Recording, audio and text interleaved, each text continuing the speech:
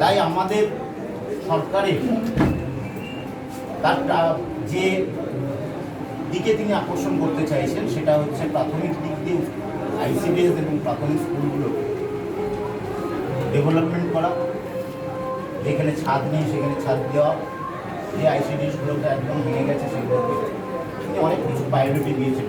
পরবর্তী এক এক করে আমাদের আধিকারিক যারা রয়েছেন ডক্টর ম্যাডাম তিনি বলবেন এবং আপনারাও আপনাদের কাছ থেকে যে প্রকল্পের কথা জানতে চাইবেন সেই প্রকল্পের কথা বলবেন, প্রায়োরিটি অনুযায়ী সেই প্রকল্পের কাজগুলো।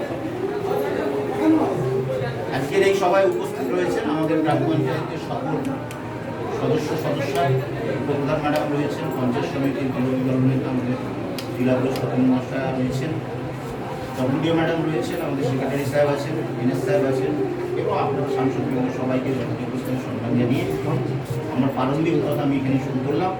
এবার আপনাদের কাছে ডব্লিউডিও ম্যাডাম এক এক করে বলবেন প্রায়োরিটি অনুযায়ী এই স্কিমের কাজগুলো আমরা করতে পারবো, সেই অনুযায়ী আপনারা আপনাদের স্কিমের কথা বলবেন।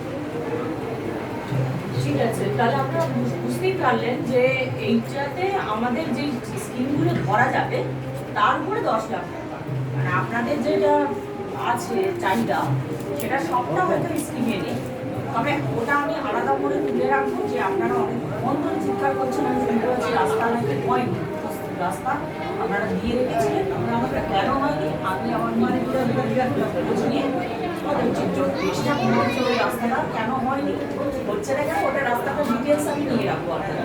এখন যেটা আমাদের সবাই করা যাবে সেইটুকুটাই আমরা আলোচনা করছি। আচ্ছা, আইসিডিএস আপনাদের এখানে কটা আছে?